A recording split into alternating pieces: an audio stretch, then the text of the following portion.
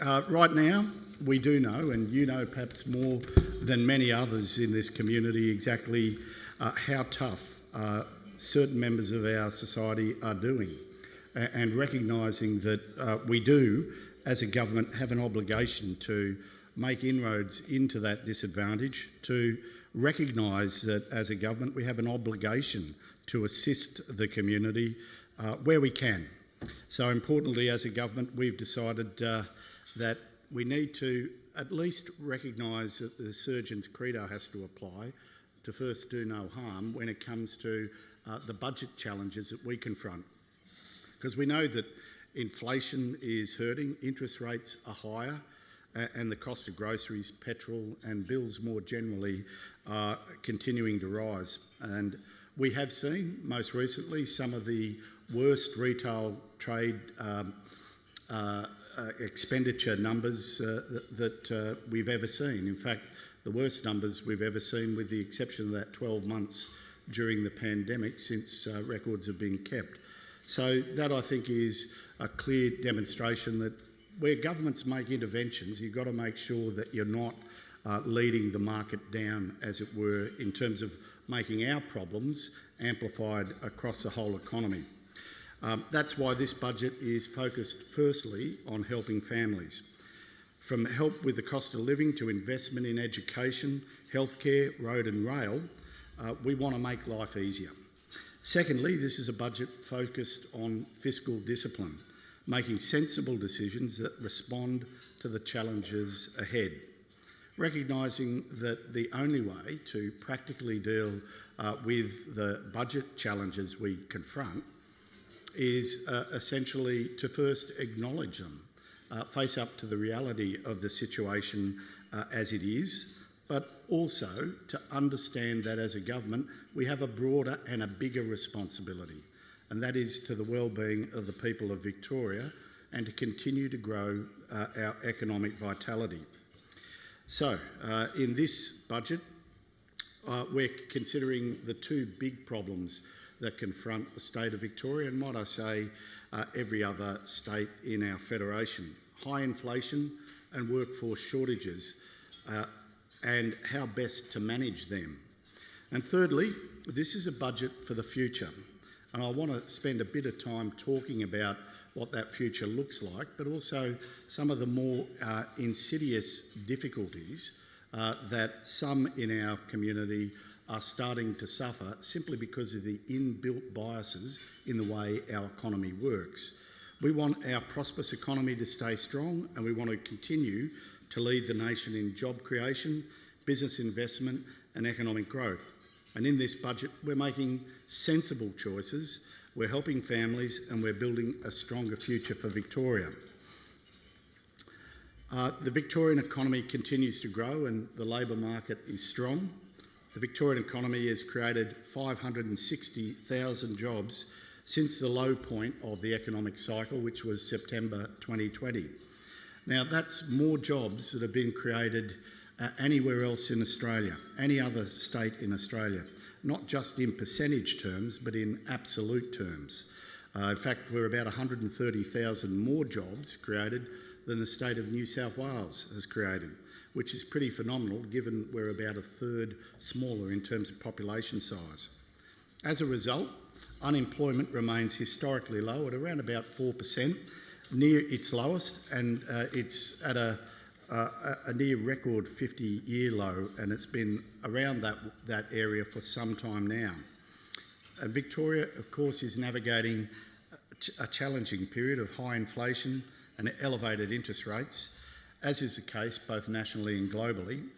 Moreover, prices for many essential goods and services have risen significantly over the past 2 years, contributing to the cost of living pressures for households, particularly lower income Victorian families. So while prices are not growing as quickly as they were back in 2022 and early 23, price levels have remained elevated relative to household incomes. But we shouldn't discount exactly how far we've gone. In the last 12 months, we've seen the headline inflation rate drop almost by half over that period. So I don't need to tell anybody of you here today that people are doing it tough. They are feeling the pinch of cost of living pressures. With the current cost of living, of course, uniforms, camps and other extracurriculars can really add up. That's why we're helping families cover the costs, providing $280 million to deliver our school saving bonus. This bonus will give families with children at government schools and eligible families at non-government schools a $400 boost to help with uniforms, camps, excursions and sporting events, making sure it's available for families Term 1, 2025. We'll work with our schools on the rollout of this initiative. But not only are we facing cost pressures, we're also facing workforce pressures. Unemployment levels remain around the lowest they've been in nearly 50 years, and more Victorians are working than ever before. That's good news, but it also means that we're constrained by limited workforce capacity. Infrastructure Australia estimates that demand for workers is more than double the current public infrastructure workforce. Or put another way, Australia is already 229,000 workers short of what we need. And that is, of course, also impacting upon our caring and social sectors. We're also exercising expenditure restraint. We're keeping expenses growth well below GSP, the size of our economy. We're reducing the size of government as a share of the economy, and this is the first time this has happened in 15 years. We've achieved this through making some sensible and disciplined decisions. One decision that's getting a bit of attention in the media at the moment is funding for cancer research and clinical trials, and I'd like to provide some additional context that isn't publicly in the public domain. We're strong supporters of medical research. In last year's budget, we invested $100 million to deliver highly specialised therapies and genetic tests for people with rare diseases and cancers, including CAR-T cell therapies and gene therapies. We've invested more than $1 billion over the last 12 months to attract BioNTech and Moderna to Victoria, the leading mRNA vaccines, and are using their technologies to create personalised cancer treatments right here in Melbourne. And we did all that, not with a great deal of fanfare, but as a consequence of us being able to effectively work with these companies and capture them for Victoria. Melbourne is now the third largest location of biotechnology capability in the world, behind Boston and London.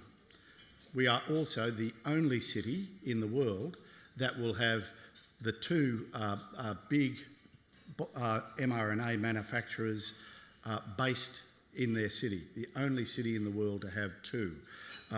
And they're not doing the same job, can I be clear? We're not just doing a victory lap around capturing Moderna. Moderna is population scale vaccination, and they can produce enough vaccines effectively to look after all of Australia, but also a very substantial amount of the South Pacific and parts of Asia.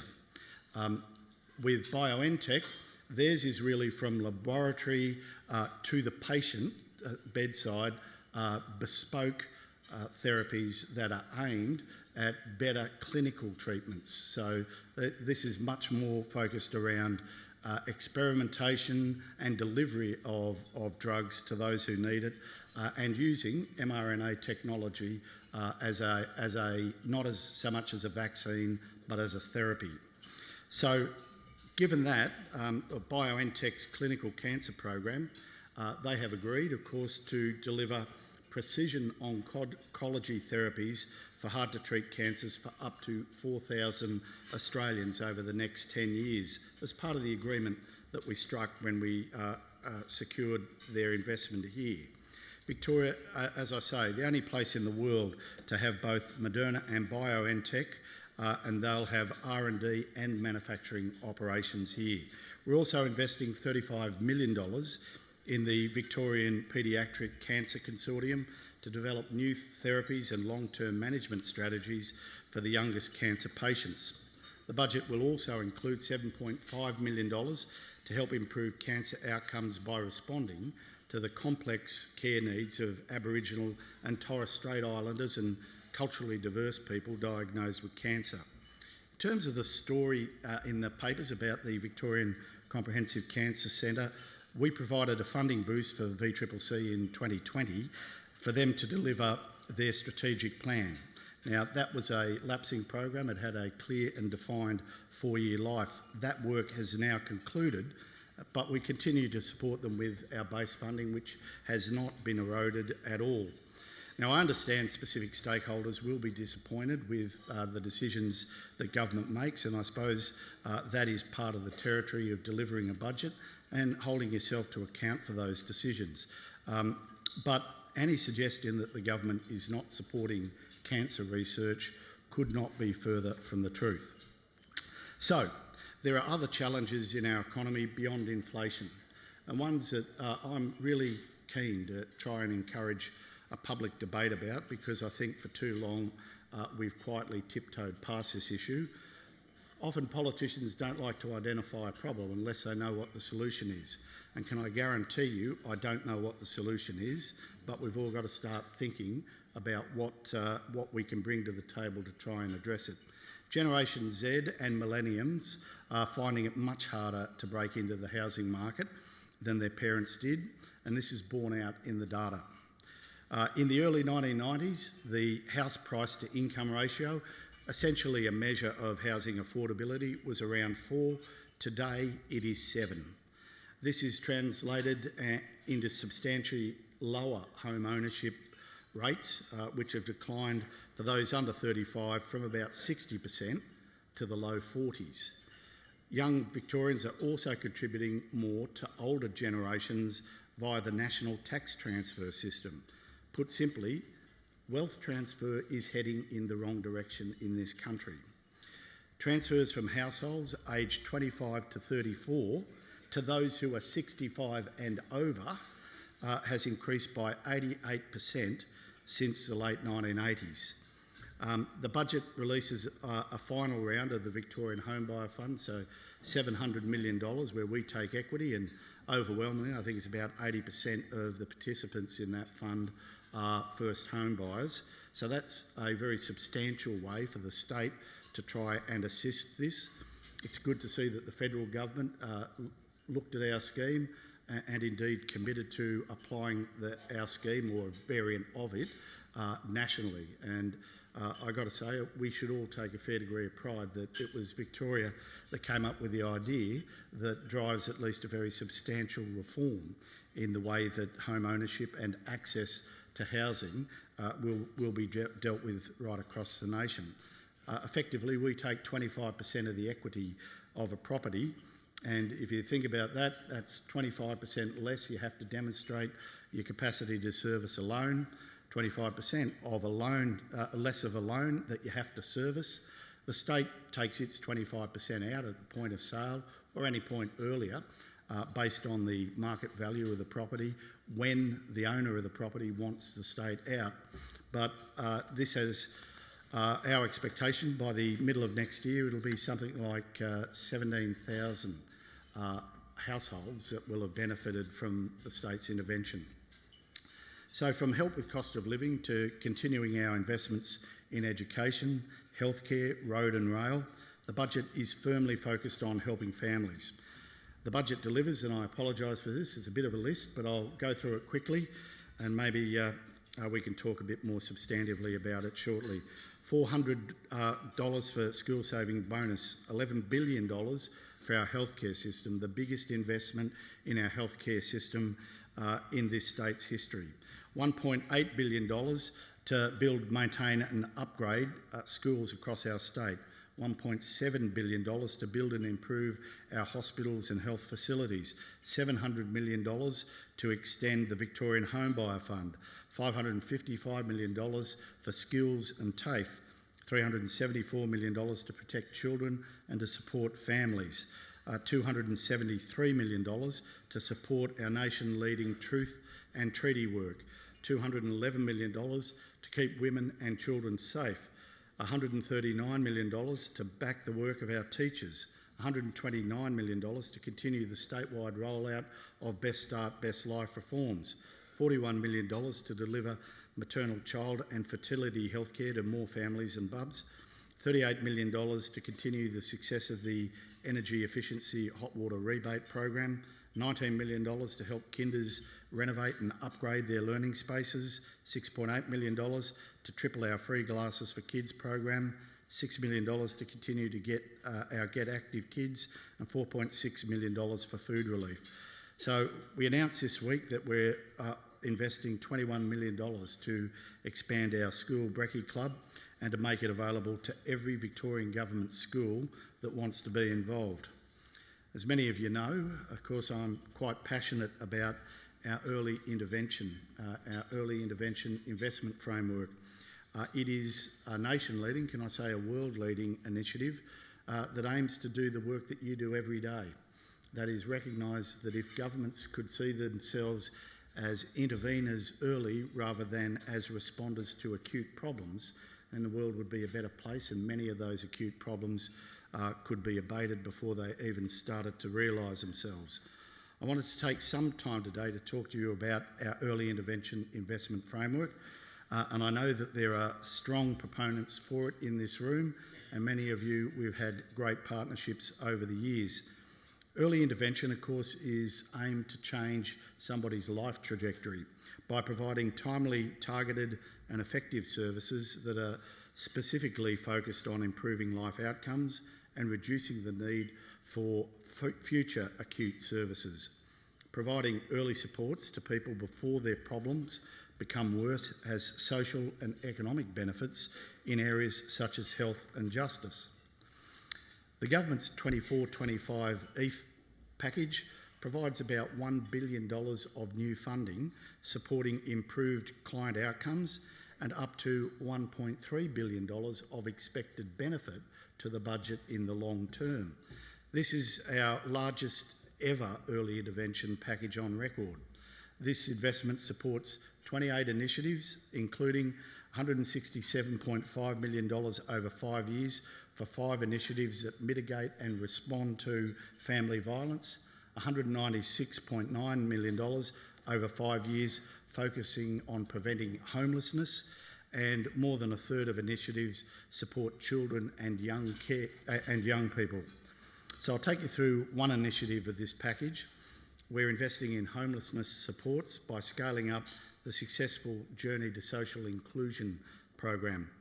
This game-changing program has done so much for people experiencing chronic homelessness, and in this budget we're investing $45 million over 4 years to expand what we consider to be an excellent program.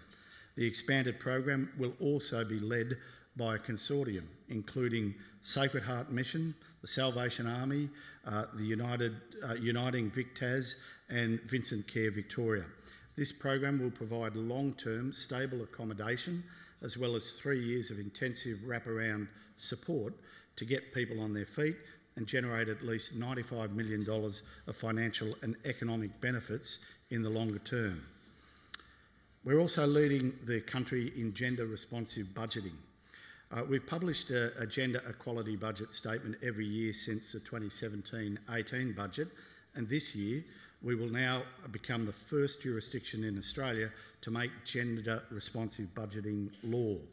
Gender-responsive budgeting recognises that as far as we've come, there's still an enormous journey for us to still make. We've got a long way to go to fight to get towards better equality. Importantly, this budget continues not only our commitment but our action and our investment. The Allan Labor government is committed to working your valued sector to promote jobs and to build the workforce which delivers critical services to Victorians who need them most. As you'll know, last year the government approved a funding increase to CSOs to address the rising costs of service delivery and to support financial sustainability of community sector jobs. This included an uplift of $259.1 million over 4 years, beginning in 23-24, with the introduction of floating indexation rate from 24-25. This is one of the most significant indexation changes for community service organisations in the country, and it'll ensure that your members have funding security into the future. I want to acknowledge all of you, but in particular VCOS, for your advocacy on this issue. I very much value the candid and open nature of our continued engagement with VCOS. Sometimes it gets a little more candid than I'd like, but that's the point of engagement, isn't it? And of course, our conversations over the years have been robust. They've been honest and they've been forward-thinking. And we've never come to a discussion ever doubting the sincerity of your concerns and the passion by which you have strived to make Victoria a better place for all.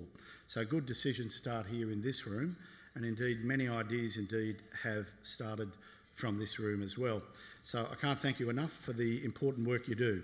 Finally, to my budget charity, I did have a crack at the Victorian Chamber, and I said that I only have a budget charity to try and get some money out of Victorian employers who have, I believe, not shown sufficient robustness in supporting my budget charity. I can't say the same for this sector, you always have. It is not about trying to necessarily shift the dial in terms of the amount of money that this particular charity or any charity gets on the day. It's really about trying to acknowledge that these are more than just numbers on a balance sheet. We're engaging in discussions and we're making decisions that affect people's lives. So that being the case, we should always keep the most vulnerable, the most in need, right at the heart of our decision making and our focus. So this year's charity is Free 3D Hands. Free 3D Hands is a charity based on Phillip Island, which designs and manufactures 3D printed assisted devices for children and adults all around the world. All hands and devices are provided absolutely free. And I hope that you'll join with me in supporting this terrific organisation. And can I say, just in case there are any cynics out there, no government money has gone into the support of this charity. I make a donation myself, and I try to squeeze my caucus colleagues to make a contribution as well. And they're pretty generous. Some could improve their game, but I won't elaborate. So I want to thank you so much for the opportunity to present to you today, and I'm more than happy to take questions. Thanks.